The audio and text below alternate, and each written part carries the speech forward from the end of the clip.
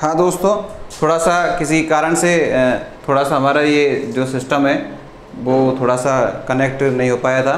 हाँ, हम पढ़ रहे थे दोस्तों हमारी पहली क्लास हिंदी की, और हिंदी की पहली क्लास में हमने चर्चा की है दोस्तों भाषा की। और भाषा में जुड़ जाएं जल्दी से आप। भाषा में हमने देखा था कि भाषा किसे कहते हैं दोस्तों। भाषा विचारों का आदान प्रदान करने का क्या है दोस्तों, साधन है। अर्थात जो भाषा है वो किस शब्द से मिलकर, किस संस्कृत की एक धातु है दोस्तों, भाष। भाषा का जो निर्माण हुआ है दोस्तों, संस्कृत की एक धातु है, कौन सी, भाष धातु। उस भाष धातु से निर्माण हुआ है दोस्तों किसका, भाषा का। इस भाष धातु का अर्थ दोस्तों होता है विचार प्रकट करना, अर्थात अपने अंदर जो विचार हैं उनको प्रकट करना, इसका अर्थ होता है। अब फिर इसकी हमने परिभाषा देखी दोस्तों को, विचारों का आदान प्रदान करने का साधन ही क्या होता है दोस्तों, भाषा होती है। क्या होती है दोस्तों, भाषा विचारों का आदान प्रदान करने की एक साधन है। अब दोस्तों मैं एक बार रिपीट कर रहा हूँ, थोड़ा सा कनेक्शन इसका कट गया था, इसके कारण से रिपीट में थोड़ा जल्दी कर रहा हूँ। तो भाषा किससे निर्मित हुई, भाष धातु से। अब इसका अर्थ क्या हुआ, विचार प्रकट करना। विचार का मतलब क्या है, विचारों का आदान प्रदान करने का साधन भाषा। ये भाषा की क्या हो गई दोस्तों, परिभाषा। अब जब हमने परिभाषा देखी तो ये समस्या आ गई कि सर ये विचार क्या है, विचार क्या है, ये विचार कहाँ उत्पन्न होते हैं। तो दोस्तों मैं आपको बता दूं, ये जो विचार है ये कैसी इकाई है दोस्तों, ए ध्वन्यात्मक इकाई है। कैसी इकाई है दोस्तों, ए ध्वन्यात्मक इकाई है, कौन सी, विचार। और ये जो विचार है हमारे मन या मस्तिष्क में प्रकट होते हैं। कहाँ प्रकट होते हैं दोस्तों, मन या मस्तिष्क में ये हमारे विचार प्रकट होते हैं। तो जब बालक के या किसी व्यक्ति के मन या मस्तिष्क में दोस्तों क्या प्रकट होते हैं, विचार प्रकट होते हैं। जब बालक इन विचारों को प्रकट करना चाहता है तो कैसे प्रकट करेगा दोस्तों, बोलकर प्रकट करेगा। और जब वह बोलकर उसे प्रकट करेगा दोस्तों तो वह इकाई के कहलाएगी, हमारी भाषा कहलाएगी। उससे पहले तो केवल क्या थे, ये विचार थे। जो विचार कैसे थे, अध्वन्यात्मक। लेकिन जब इसने रूप किसका ले लिया दोस्तों, भाषा का रूप ले लिया, तो ये भाषा कैसी हो गई दोस्तों, ध्वन्यात्मक हो गई। कैसी हो गई दोस्तों, ध्वन्यात्मक। तो यहाँ से हमसे प्रश्न पूछा जा सकता है कि ये जो भाषा कैसी होती है, तो भाषा कैसी इकाई होती है दोस्तों, ध्वन्यात्मक इकाई होती है। जबकि जो विचार होते हैं दोस्तों वो कैसी इकाई है, अध्वन्यात्मक इकाई है, जो कि हमारे मन या मस्तिष्क में उपज होती है। और यह भी हम बता चुके थे कि भाषा का निर्माण होने से पहले, भाषा बाद में आती है दोस्तों, विचार पहले आते हैं। पहले हमारे मस्तिष्क में क्या आएंगे दोस्तों, विचार आएंगे, और विचार आने के बाद में किसका निर्माण होगा, भाषा का। अगर हम कुछ बोलना चाहते हैं तो दोस्तों हम उसी चीज़ को तो बोलेंगे जो हमारे मस्तिष्क में है। मस्तिष्क में जब हमारे कोई विचार आएंगे तो इसका प्रस्फुटन करेंगे, उसको बोलेंगे। तो भाषा का जो निर्माण है उसका जो मूल आधार है, वो मूल आधार क्या है दोस्तों, मन या मस्तिष्क में उपजे हुए विचार। तो दोस्तों ऐसे हमारे बहुत सारे प्रश्न बने। पहला प्रश्न तो ये बन चुका है कि जो भाषा का निर्माण हुआ है वो कहाँ से हुआ है दोस्तों, संस्कृत भाषा की भाष धातु से जिसका निर्माण हुआ है, जिसका अर्थ क्या होता है दोस्तों, विचार प्रकट करना। फिर हमने देखा था कि इसकी परिभाषा क्या हो सकती है भाषा की। तो हमने देखी थी परिभाषा कि विचारों का आदान प्रदान करने का साधन क्या है दोस्तों, भाषा। अर्थात जब एक व्यक्ति दूसरे व्यक्ति तक अपने संदेश को पहुंचाना चाहता है, अपने विचारों को पहुंचाना चाहता है दोस्तों, किसकी सहायता लेगा, भाषा की सहायता लेगा। तो ये इसकी परिभाषा हमने देख ली थी, जो कि कैसी होती है दोस्तों, ध्वन्यात्मक। तो एक प्रश्न हमारा यहाँ बन सकता है कि भाषा कैसी इकाई है, ध्वन्यात्मक इकाई है। फिर हमने देखा था कि विचार कैसी इकाई है, विचार अध्वन्यात्मक इकाई है। और यह कहाँ उपस्थित है दोस्तों, मन या मस्तिष्क में इनका निर्माण होता है। आगे हम चर्चा करते हैं।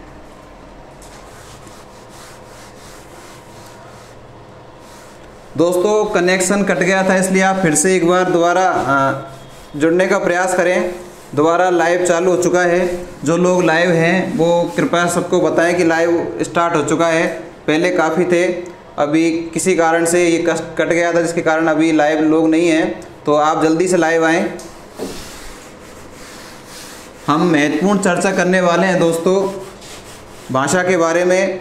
भाषा की अर्थ और परिभाषा हमने देखी थी दोस्तों। अभी यहाँ से प्रश्न बन जाते हैं दोस्तों। हम प्राय व्याकरण को पढ़ना प्रारंभ कर देते हैं, लेकिन कभी जब प्रश्न यहाँ से बनते हैं तो हमारे प्रश्न गलत होने की संभावना पूर्णतः बन जाती है। इसलिए दोस्तों हमें जो कंसेप्ट है उसे समझना आवश्यक है। अब हम चर्चा करते हैं दोस्तों कि ये जो भाषा है, ये भाषा कितने प्रकार की होती है। भाषा कितने प्रकार की होती है? तो दोस्तों भाषा 3 प्रकार की होती है। भाषा कितने प्रकार की होती है दोस्तों? 3 प्रकार की होती है। आप सभी जानते हैं। पहली हम चर्चा करते हैं कौन सी भाषा? मौखिक भाषा। भाषा का पहला प्रकार कौन सा दोस्तों? मौखिक। दूसरा प्रकार कौन सा दोस्तों? लिखित। और तीसरा प्रकार सांकेतिक। तीसरा प्रकार दोस्तों कौन सा? सांकेतिक। तो एक प्रश्न हमारा यहाँ से बन रहा है कि जो भाषा है उसके कितने चरण होते हैं, भाषा के कितने प्रकार होते हैं? तो दोस्तों भाषा के 3 प्रकार होते हैं। कौन कौन से? मौखिक भाषा, लिखित भाषा और सांकेतिक भाषा।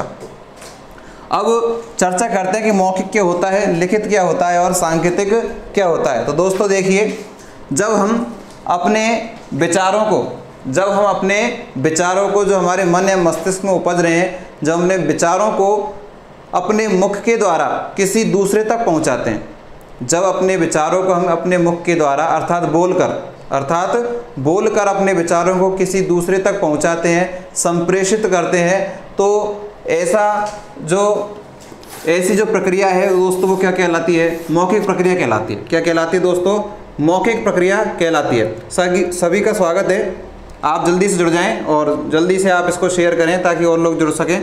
तो जब बालक के मन के विचार उसके मुख के द्वारा अर्थात जब बोलकर वह संप्रेषित करता है, ऐसी इकाई दोस्तों वो क्या कहलाती है? मौखिक इकाई कहलाती है। हम पढ़ रहे हैं भाषा के प्रकार। दूसरी इकाई की चर्चा करें, लिखित, कि लिखित इकाई क्या होती है? लिखित इकाई से तात्पर्य है, यहाँ तो हमने देखा था, हमने बोलकर अपने विचारों को दूसरे तक पहुँचाया था, यहाँ अपने विचारों को हम लिखकर दूसरे तक पहुँचाने का प्रयास करते हैं। अर्थात हमारे मन में जो विचार आए हमने उसे लिखा और उसके माध्यम से दूसरों तक पहुंचाया। ऐसी जो प्रक्रिया है दोस्तों वो क्या कहलाती है? लिखित प्रक्रिया। अर्थात वह भाषा का कौन सा रूप हो गया दोस्तों? दूसरा रूप वह भाषा का हो गया। बिल्कुल। इसके बाद में हम चर्चा करते हैं तीसरी प्रक्रिया की, सांकेतिक। दोस्तों यह महत्वपूर्ण है, यहाँ से और कैसे प्रश्न बनते हैं उनकी चर्चा भी मैं आपसे करने वाला हूँ। आयुष्मान जी भी हमसे जुड़ चुके हैं। तो सांकेतिक प्रक्रिया दोस्तों क्या होती है? यह प्रक्रिया थोड़ी दोस्तों मानसिक क्षमता पर आधारित होती है। कैसे होती है मैं आपको बताता हूं। देखिए दोस्तों, ये जो मौखिक प्रक्रिया है यह आसानी से, अगर कोई व्यक्ति हमसे कुछ कह रहा है बोलकर, तो हम उसे आसानी से समझ सकते हैं,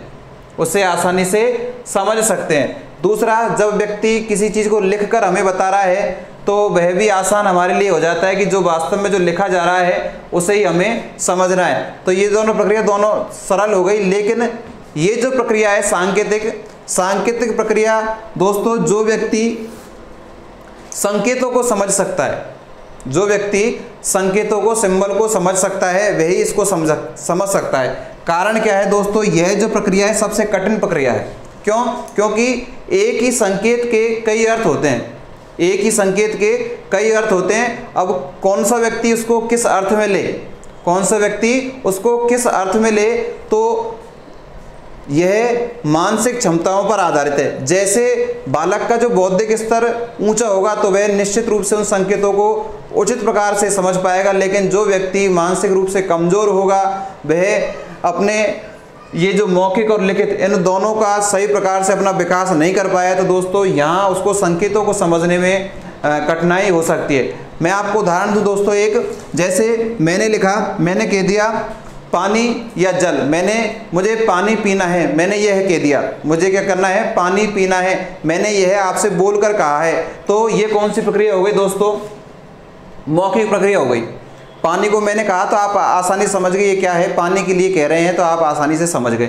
दूसरी जो प्रक्रिया है दोस्तों लिखित, मैंने इस पानी को पेन और कॉपी लेकर लिख दिया पानी, तो भी आप समझ गए कि ये किसकी बात कर रहे हैं? पानी की, जल की बात कर रहे हैं। अब मैं यहाँ पर संकेतों के माध्यम से समझाऊं, मैं यूँ इशारा करूं तो हो सकता है मैं ये इशारा पानी के लिए भी है दोस्तों, अन्य और चीज़ पीने के लिए भी है, या फिर मैं कह दूं कि पानी को नहीं लिखूं मैं, ये लिख दूं H2O।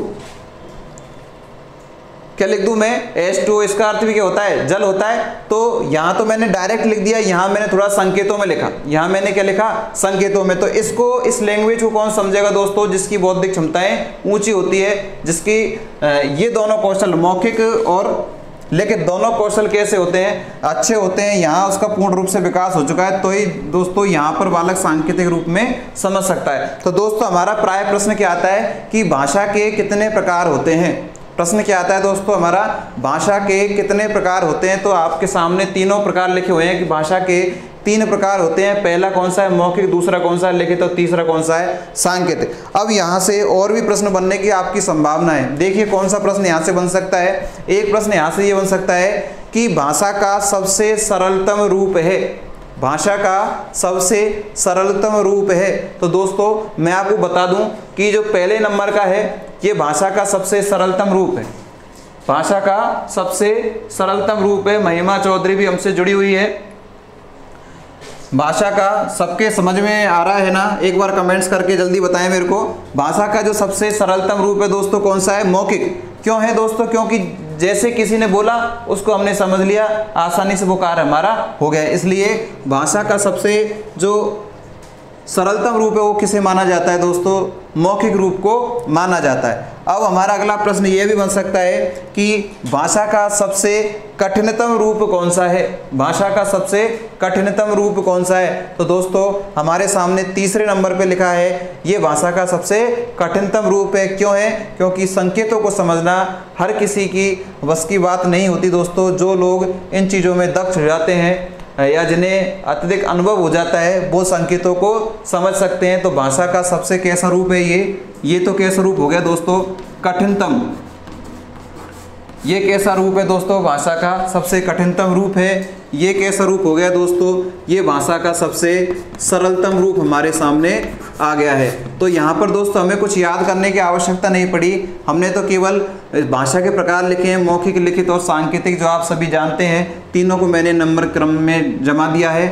अब जो पहले नंबर पर है वो सरल है, सीधा अगर हम सोचें जो पहले नंबर पे आ रहा है वो कैसा है, सरल है। जो अंतिम लास्ट पे आ रहा है वो कैसा होगा, कठिन होगा। तो यहाँ से हमने किसी तरह का याद करने का प्रयास नहीं किया, केवल अपने विचार विकसित किए और ऑटोमेटिक हमें ये याद हो गया। तो ये थोड़े से हमने भाषा के प्रकारों की बात की है। अब हम चर्चा करते हैं दोस्तों कि ये जो भाषा है, अब मैं आपको अपने विषय पर लेकर आता हूँ। आप सभी को ये पता होगा कि हम किस विषय को पढ़ रहे हैं, आप सभी को पता होना चाहिए हम हिंदी विषय को पढ़ रहे हैं। किसके लिए पढ़ रहे हैं, हिंदी विषय को पढ़ रहे हैं, जो कि रीट, पटवार, एसआई, हाईकोर्ट सभी के लिए समेकित रूप से उपयोगी है, सामान्य रूप से उपयोगी है, सभी में अनिवार्य रूप से आती है और सभी का एक ही लेवल है।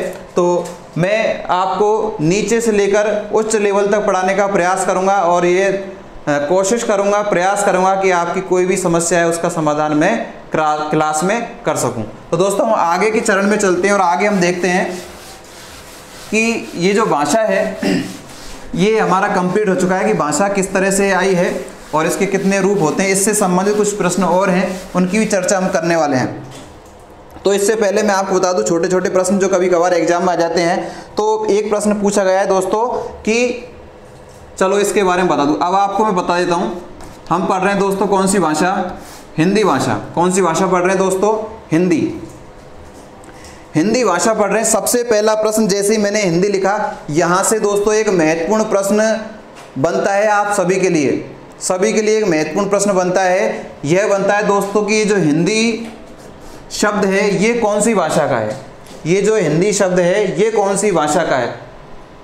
जल्दी से अगर कोई जानता हो तो मुझे कमेंट्स करके बता सकता है कि ये जो हिंदी शब्द है ये किस भाषा से लिया गया है। जल्दी कमेंट्स करके बताएं जो लोग लाइव देख रहे हैं कि हिंदी जो शब्द है किस भाषा से लिया गया है। जल्दी बताएं, जैसा भी जिस पर आता है बताने का प्रयास करें कि हिंदी भाषा को किस भाषा से लिया गया है इस शब्द को। जल्दी बताएं कि हिंदी, महत्वपूर्ण प्रश्न हमारे सामने आ चुका है दोस्तों कि जो हिंदी मैंने शब्द लिखा हुआ है ये किस भाषा से लिया गया है। आपको शायद सही प्रकार से नहीं दिख रहा होगा। युवराज शर्मा जी ने बताया है कि हिंदी को संस्कृत से लिया गया है, और भी बताने का प्रयास करें जैसा भी जिस पर आता है। आयुष्मान शर्मा ने हिंदी से संबंधित ही है, और बताएं जिस पर जैसा भी आता है प्रयास करें। प्रयास करने में दोस्तों हम सीखने का ही प्रयास करते हैं, क्योंकि एक बार जब हम गलत बताते हैं और जब उसका संशोधन हम कर लेते हैं तो निश्चित रूप से वह चीज़ हमारी कभी गलत नहीं होती। जैसे मोहिनी गुप्ता जी ने बताया है पाली, और भी बताएं कुछ हमारे साथ अधिक लोग जुड़े हुए हैं तो सभी बताने का प्रयास करें ताकि आप क्लास में शामिल हो सके। दोस्तों ऐसे हम क्लास में इंटरेस्ट हमारा आएगा कि हम जब प्रश्न पूछे तो उनका उत्तर देने का प्रयास करें और सीखने का प्रयास करें। अंजना कंवर ने बताया है संस्कृत। देखिए दोस्तों, आप सभी बिल्कुल बताने का प्रयास कर रहे हैं और मैं आपको बताना चाहूँगा कि ये जो हिंदी शब्द है यह शब्द लिया गया है दोस्तों फारसी से। कहाँ से लिया गया है? फारसी से। दोस्तों अगर यह प्रश्न एग्जाम में आता है तो हमारी सोच भी नहीं जाती है कि जो हिंदी शब्द है ये खुद भाषा अपनी भाषा का नहीं है, खुद हिंदी का नहीं है, संस्कृत का नहीं है, यह एक अलग भाषा फारसी भाषा का शब्द है दोस्तों। तो ये बहुत महत्वपूर्ण तथ्य आपके सामने आ चुका है कि ये जो हिंदी शब्द है वो कौन सी भाषा का है? फारसी भाषा का है। तो सभी अपने जो नॉलेज है उसमें थोड़ा सा संशोधन करें और ध्यान क्या रखना है कि जो हिंदी शब्द लिया गया है किस भाषा से लिया गया है दोस्तों? फारसी भाषा से इसका प्रादुर्भाव हुआ है।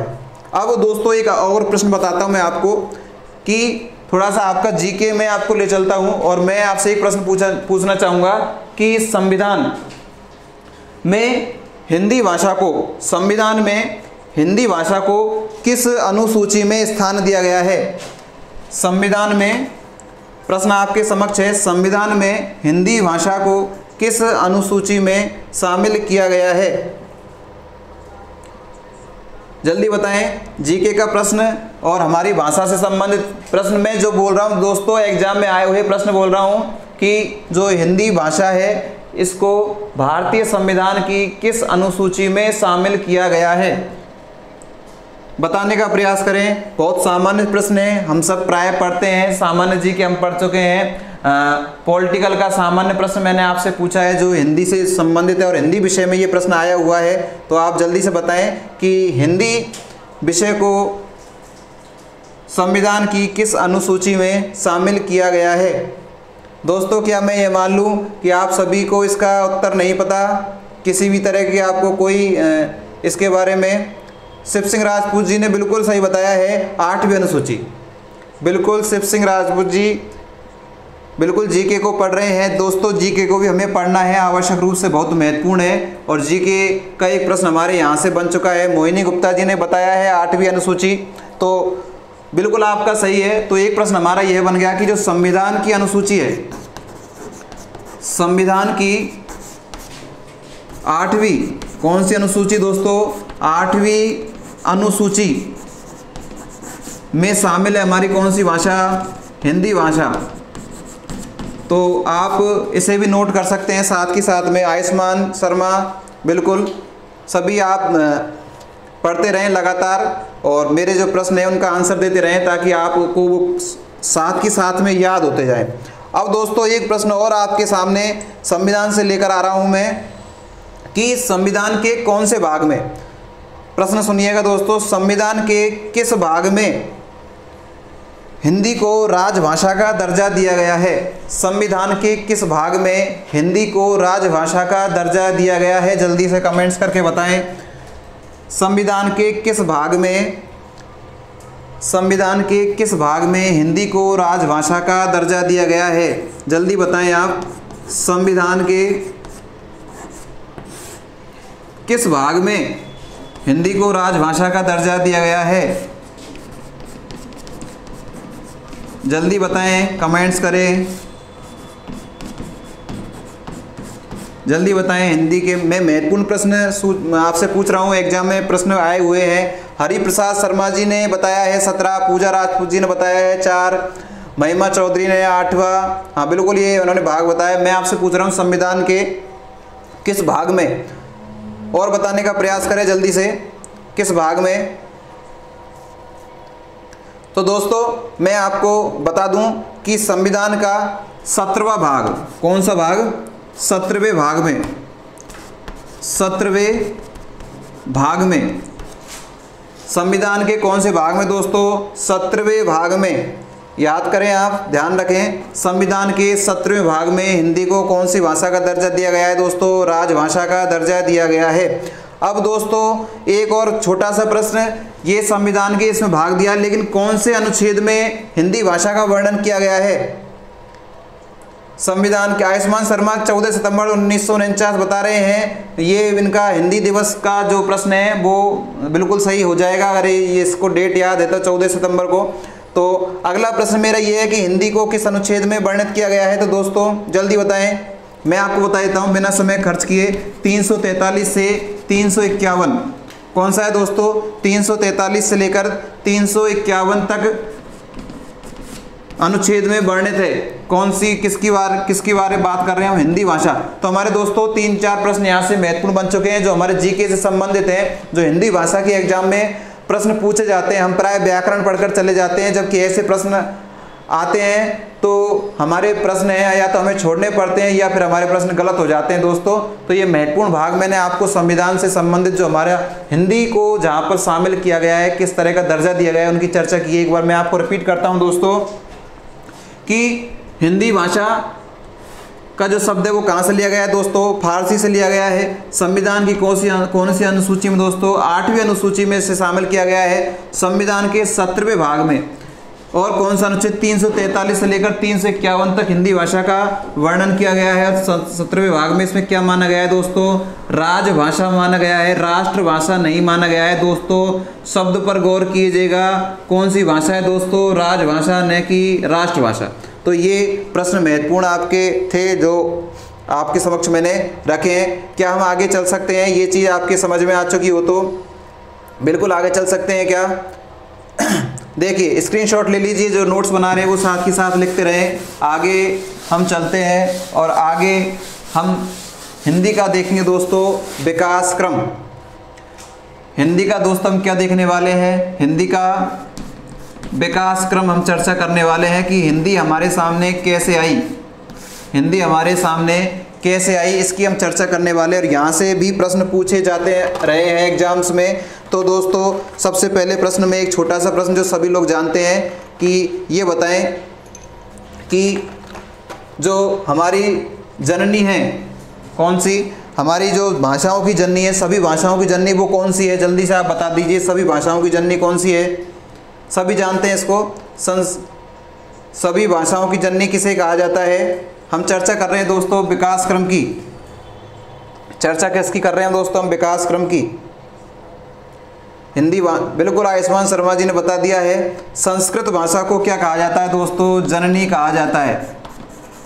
किसकी जननी कहा जाता है? हिंदी की नहीं दोस्तों, सभी भाषाओं की जननी कहा जाता है। किसे दोस्तों? संस्कृत को कहा जाता है। हरिप्रसाद शर्मा जी ने भी बता दिया है दोस्तों। रीट के लिए महत्वपूर्ण है। संस्कृत आपके 30 प्रश्न लेकर आएगी और मैं आपको ये विश्वास दिलाता हूँ अगर आप रीट यहाँ इस चैनल से जुड़े रहे तो आपके ना हिंदी से ना संस्कृत से कोई प्रश्न गलत नहीं होने वाला है।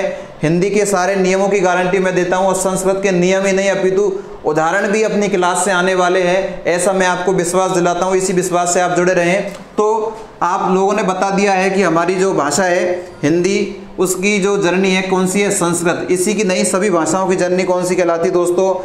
संस्कृत कहलाती है। अब देखिए दोस्तों इस संस्कृत को 2 भागों में प्राय बांटा जाता है। एक तो वैदिक संस्कृत, कौन सी संस्कृत दोस्तों? वैदिक संस्कृत। और एक संस्कृत कौन सी दोस्तों? लौकिक संस्कृत। वैदिक संस्कृत और लौकिक संस्कृत 2 भागों में इसे बांटा गया है। अब वैदिक संस्कृत में आप सभी जानते हो वेद पुराणों की रचना की गई है। किसकी रचना की गई है? वेद पुराण आदि की रचना किस में की गई है दोस्तों? वैदिक संस्कृत में की गई है। अर्थात प्राचीन समय में जो संस्कृत का रूप प्रचलन में था उसमें वेद पुराणों की रचना की गई है। अब ये लौकिक संस्कृत क्या है? तो लौकिक संस्कृत दोस्तों मैं आपको बता दूं जो हम लोग वर्तमान में पढ़ रहे हैं, जो हम वर्तमान में पढ़ रहे हैं वह जो रूप है वो कैसा रूप है दोस्तों? लौकिक रूप है। कैसा रूप है? लौकिक रूप है। अर्थात मैं कह सकता हूँ इसको आम जन की भाषा।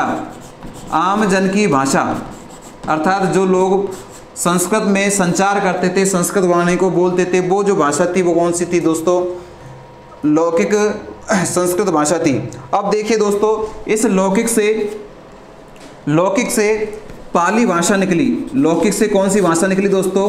पाली भाषा का निर्माण हुआ। पाली भाषा का निर्माण हुआ। पाली से दोस्तों प्राकृत भाषा का प्रादुर्भाव हुआ। कौन सी भाषा का? पाली से प्राकृत भाषा का। और प्राकृत से दोस्तों अपभ्रंश निकली। कौन सी निकली दोस्तों? पाली से अपभ्रंश भाषा का जन्म हुआ। और अपभ्रंश से दोस्तों एक भाषा निकली कौन सी?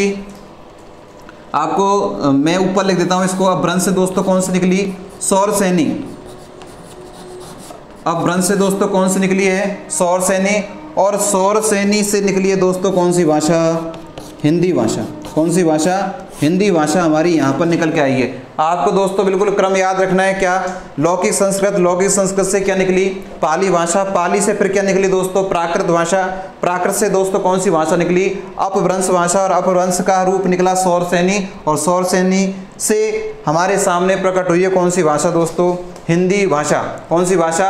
हिंदी भाषा। तो दोस्तों ये छोटा सा विकास क्रम था किसका? हिंदी भाषा का। तो सबसे पहले हमें प्रश्न याद क्या रखना है दोस्तों कि जो सभी भाषाओं की जननी है संस्कृत। संस्कृत को दो रूपों में विभाजित किया गया, एक वैदिक संस्कृत और एक कौन सी संस्कृत? लौकिक संस्कृत। वैदिक संस्कृतों में वेद पुराणों की रचना की गई, जबकि लौकिक संस्कृत में आम जन की भाषा का वर्णन है, अर्थात आम जन में जो भाषा बोली जाती है संस्कृत, उसका जो विवरण है वो लौकिक संस्कृत में मिलता है। अब धीरे धीरे समय आगे बढ़ता गया, लोगों ने संस्कृत को थोड़ा सा परिवर्तित कर दिया। और संस्कृत का जो परिवर्तित रूप हमारे सामने आया वो कौन सा आया दोस्तों?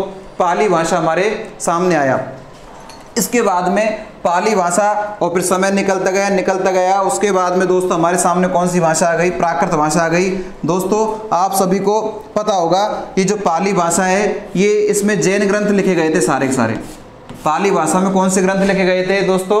जैन ग्रंथ लिखे गए थे। जबकि प्राकृत भाषा में कौन से ग्रंथ लिखे गए थे दोस्तों? बौद्ध ग्रंथ लिखे गए थे। हालांकि हिस्सा आपका जीके का है, लेकिन मैं आपकी जानकारी के लिए बता दूं, पाली भाषा जैन ग्रंथ लिखे गए, प्राकृत भाषा में बौद्ध। और धीरे धीरे परिवर्तित होकर ये प्राकृत किस में परिवर्तित होता है? अपभ्रंश में। और इसका ही परिवर्तित रूप दोस्तों कौन सा है? सौरसेनी। और सौरसेनी से हमारी कौन सी भाषा का निर्माण हुआ है दोस्तों? हिंदी भाषा का निर्माण हुआ है। जल्दी से आप इसका स्क्रीनशॉट ले लें, कोई परेशानी हो तो प्रश्न पूछ सकते हैं ताकि हम आगे चल सकें। बिल्कुल आपको हिंदी का मैंने विकास क्रम बताया है। हिंदी का विकास क्रम की चर्चा हम कर चुके हैं, आगे की चर्चा हम करने वाले हैं। जल्दी से आप आ जाइए। छोटा सा हमारा टॉपिक है हिंदी के इतिहास से संबंधित। आगे चल सकते हैं क्या? जल्दी से अनुमति दें, जल्दी से अनुमति दें,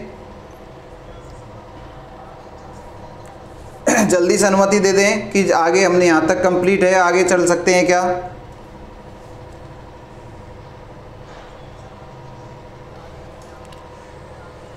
चलो आगे की चर्चा हम करते हैं दोस्तों। ये हमारा दोस्तों सामान्य परिचय था हिंदी से संबंधित। हमने भाषा पहले हमने देखा था, भाषा का जो व्युत्पत्ति है वो कहाँ से हुई, भाषा की परिभाषा क्या है उसके बारे में चर्चा की। उसके बाद में हमने दोस्तों चर्चा कर ली थी भाषा का संविधान में क्या स्थान है, किस किस जगह से भाषा के हिंदी के बारे में चर्चा की गई है संविधान में, वहाँ पर भी हमने चर्चा की। वहाँ से बहुत सारे प्रश्न पूछे जाते हैं हर एग्जाम्स में। उसके बाद में दोस्तों हमने विकास क्रम देखा था कि जो हिंदी भाषा है ये कहाँ से निकल कर आई है, तो उसका पूरा डायग्राम आपके सामने समक्ष है, आप स्क्रीनशॉट ले लीजिए ताकि हम आगे चर्चा कर सकें। दोस्तों अब हम जिस विषय पर आने वाले हैं वो विषय है हमारा, जिस पर आप सभी लोग जिसके लिए जुड़े हैं, और वो विषय आने वाला है दोस्तों हमारा व्याकरण। यहाँ से ही आप पढ़ना प्रारंभ करते हैं, इसलिए आपको पहले की चीज़ मुझे बताना ज़रूरी था। मैं आपसे कह चुका हूँ कि मैं आपको कुछ भी नहीं छोड़ने वाला हूँ। जिस विषय को मैं पढ़ाऊँगा उसका सारा कुछ आपको बताने वाला हूँ। प्रयास मैं करूँगा ज़्यादा से ज़्यादा विषय वस्तु आप तक पहुँचे, ज़्यादा से ज़्यादा प्रश्न आप तक पहुँचे, ताकि आपका एग्जाम में कोई प्रश्न रह नहीं पाए। हाँ, आगे हम चर्चा करते हैं कि ये जो व्याकरण है दोस्तों, व्याकरण जो शब्द है इसकी जो उत्पत्ति होती है वो होती है बी प्लस आ धन करण, इनसे मिलकर हमारा कौन सा शब्द बना है दोस्तों? व्याकरण। कौन सा शब्द बना है? उपसर्ग आपके सामने दिखाई दे रहे हैं आपको दोनों, और लास्ट में आपको करण जो शब्द है वो दिखाई दे रहा है। तो बी धन आ, हमें याद रखना है कि व्याकरण शब्द की उत्पत्ति पूछ ले या फिर ये पूछ लिया जाए कि व्याकरण का ही संधि विच्छेद करके बता दीजिए हमें, तो ये आपके सामने मैंने व्याकरण का संधि विच्छेद करके आपको बता दिया है। आपको विश्वास नहीं हो कि इनसे व्याकरण कैसे बनाए, तो मैं आपको बनाकर बता देता हूँ दोस्तों। हालांकि हम ये चीज़ संधि में पढ़ेंगे दोस्तों। आपको बता दूं यहाँ पर यण संधि हो रही है, ई का क्या हो रहा है, ये हो रहा है, इसलिए ये का यहाँ पर आगम हो चुका है। इसकी चर्चा हम बाद में करेंगे, संधि पढ़ेंगे। जो अभी आपको याद रखना है क्या कि व्याकरण को क्या करना है, टुकड़ों में करना है। तो बी धन आ धन करण करके हम इसका टुकड़ा कर सकते हैं। अब इसका अर्थ क्या होता है व्याकरण का, इसका अर्थ होता है दोस्तों भली भांति समझना। भली भांति समझना क्या अर्थ होता है दोस्तों इसका, भली भांति समझना। किसका अर्थ होता है मैंने दोस्तों, व्याकरण का। भली भांति किसको समझना, देखिए व्याकरण जो व्यक्ति सीख लेता है वह भाषा पर अपनी पकड़ मजबूत बना लेता है। जो व्यक्ति व्याकरण सीख लेता है उसे भाषा के प्रयोग करने में बिल्कुल कोई परेशानी नहीं होती। जिसकी जितनी अच्छी व्याकरण होगी वह भाषा को उसी प्रकार से प्रयोग कर सकता है। इसलिए जो व्यक्ति व्याकरण सीख जाएगा अर्थात भली भांति से समझ जाएगा व्याकरण क्या है, उसके नियम क्या है, तो उसको आसानी हो जाएगी किसको सीखने में, भाषा को सीखने में। तो व्याकरण हमें शुद्ध उच्चारण, शुद्ध लेखन, शुद्ध प्रयोग की दृष्टि से, भाषा को समझने की दृष्टि से कैसी बनाती है, हमारी भाषा को भली भांति समझने योग्य बनाती है। अर्थात व्याकरण का यूज क्या है कि हम भाषा को शुद्ध बोल सकें, शुद्ध उसका उच्चारण कर सकें, शुद्ध लिख सकें, ये हमारा व्याकरण का मुख्य उद्देश्य है। तो व्याकरण से अगर आपका प्रश्न आने वाला है तो ये आने वाला है कि व्याकरण की व्युत्पत्ति बताइए, तो आप बता सकते हो बी धन आ धन करण, इसकी व्युत्पत्ति जिसका अर्थ होता है भली भांति समझना। अब दोस्तों मैं आपको बताता हूं, एक प्रश्न यहां से और पूछा जाता है कि व्याकरण के अंग बताइए। व्याकरण के अंगों से प्रश्न आता है जिसकी चर्चा मैं कर लेता हूं। व्याकरण के 3 अंग होते हैं दोस्तों। व्याकरण के कितने अंग होते हैं दोस्तों, 3 अंग होते हैं, और 3 अंगों से ही हमारी पूरी व्याकरण बनी है। व्याकरण जो 3 अंग है इनसे ही हमारी पूरी व्याकरण बनी है। आप देखोगे जब मैं आपको बताऊंगा एक टॉपिक के बारे में कि ये 3 जो चीज़ है इनमें ही पूरी व्याकरण समाहित है। तो मैं बता रहा हूँ आपको, पहला इसका अंग है कौन सा, वर्ण। दूसरा इसका अंग है दोस्तों क्या, शब्द। और तीसरा इसका अंग है दोस्तों क्या, वाक्य। अब आप ही सोचकर बता दीजिए कि इनके अलावा व्याकरण में कुछ और आता है क्या। वर्ण, शब्द और वाक्य के अलावा व्याकरण में कुछ आएगा क्या, कुछ नहीं आएगा दोस्तों। इन 3 के अलावा कुछ भी नहीं है, इन 3 के अलावा कुछ भी व्याकरण में नहीं शेष रहेगा। इसलिए व्याकरण के दोस्तों कितने अंग बताए गए हैं, 3 अंग व्याकरण के बताए गए हैं। कौन कौन से बताए गए हैं, वर्ण, शब्द और वाक्य। इनकी हम अलग अलग से बहुत विस्तृत रूप में चर्चा करने वाले हैं, लेकिन आपको प्रश्न का विशेष ध्यान रखना है कि व्याकरण के अंग पूछे, व्याकरण के भाग पूछे तो हमें क्या बताना है दोस्तों। व्याकरण के 3 भाग होते हैं, कौन कौन से, वर्ण, शब्द और वाक्य। दोस्तों और चीज़ मैं आपको बता दूं, ये अगर बात करें तो ये सबसे छोटी इकाई, ये इससे बड़ी इकाई और ये इससे बड़ी इकाई। यहाँ से और प्रश्न बने तो ये सबसे छोटी इकाई, ये इससे बड़ी इकाई, ये इससे बड़ी इकाई, अर्थात ये सर्वाधिक बड़ी है, ये सबसे छोटी। और ये कैसी है दोस्तों, मध्य की इकाई है। दोस्तों हम पहुंच चुके हैं व्याकरण के अंग तक, अर्थात व्याकरण हमने प्रारंभ कर दी है। और व्याकरण के अंगों में हमने 3 चीज़ों की चर्चा कर ली है, वर्ण, शब्द और वाक्य। अब इन तीनों को ही हम जब तक हमारी हिंदी चलेगी, जब तक हमारे जितने भी दिन, महीने, 2 महीने, 3 महीने, जितने भी दिन हमारी व्याकरण चलने वाली है उसमें केवल हम इन तीनों की ही चर्चा करने वाले हैं। इसका आपको हमेशा ध्यान रहना चाहिए। मैं जब भी आपसे प्रश्न पूछूं ये क्या है, तो आप वर्ण, शब्द और वाक्य में से ही आंसर आपका निकलना चाहिए। तो हमें आपको ध्यान रखना है कि अंग हैं जो व्याकरण कितने हैं, 3, और तीनों के नाम आपके समक्ष लिखे गए हैं। तो दोस्तों ये हमें टॉपिक तक पहुंचने का हमारा एक माध्यम था, जिससे हम टॉपिक से पहले के जितने भी प्रश्न हैं सभी को आसानी से कर सकें। और जो एग्जामिनर होता है दोस्तों बहुत इंटेलिजेंट होता है, हमारी सोच से कहीं आगे सोचता है वो। इसलिए दोस्तों मैंने आपको ये पोर्शन कराया है, ये क्लास हमारी जरूर गई है, लेकिन यहाँ से बहुत सारे महत्वपूर्ण प्रश्न बने हैं जो आपके लिए बहुउपयोगी हैं। तो दोस्तों कल हम चर्चा करने वाले हैं कहाँ से, व्याकरण के पहले अंग से। कौन सा अंग चलेगा दोस्तों, आप ही बता दोगे कौन सा अंग चलेगा दोस्तों। वर्ण हमारे कल से प्रारंभ होने वाले हैं। सर्वाधिक प्रश्न पूछे जाने वाला विषय हमारा चालू होने वाला है कल, वर्ण। सर्वाधिक प्रश्न एग्जाम में पूछे जाते हैं दोस्तों कहाँ से, वर्ण से। बहुत उपयोगी विषय है, तो कल हम चर्चा करेंगे दोस्तों वर्ण की। आज आपने जो पढ़ा है उसको ज़रूर एक बार रिवाइज करें, पुनः वीडियो को देख लें, जिसने नोट्स नहीं बनाए पुनः उसको बना लें, और ज़्यादा से ज़्यादा लोगों को शेयर करें ताकि कल और हमसे ज़्यादा लोग जुड़ सकें। ठीक है दोस्तों, अगर आज आपको कोई समस्या आई हो तो बताइए ताकि हम कल उसका निस्तारण कर सकें। अगर कोई प्रश्न पूछना है तो आप मुझे कमेंट्स बॉक्स में आपके प्रश्न बता सकते हैं, ताकि मैं कल आकर उनको आपको बता दूंगा। ठीक है दोस्तों, आज आपके समझ में निश्चित रूप से आया होगा ऐसी मैं आशा रखता हूँ। कल हम चर्चा करने वाले हैं वर्ण की। तो आप सभी का बहुत बहुत धन्यवाद। आज हमारी पहली क्लास थी, थोड़ा सा हमें स्टार्टिंग में डिस्टरबेंस हुआ था, उसके कारण हम पुनः इसको स्टार्ट करना पड़ा। तो कल हम इन्हीं विषयों के साथ में हिंदी भाषा को लेकर, वर्ण नए विषय को लेकर हम कल दोबारा आपके सामने उपस्थित होंगे। तब तक के लिए धन्यवाद। ज़्यादा से ज़्यादा दोस्तों वीडियो को लाइक करें। जो लोग देख रहे हैं कम से कम वो तो वीडियो को लाइक कर सकते हैं, अंगूठा हमें दबाना है। साथ के साथ में वीडियो को आपको शेयर करना है दोस्तों, ताकि ज़्यादा से ज़्यादा लोग हमें जुड़ सकें। सब्सक्राइब करें। थैंक यू, धन्यवाद आप सभी का। धन्यवाद क्लास।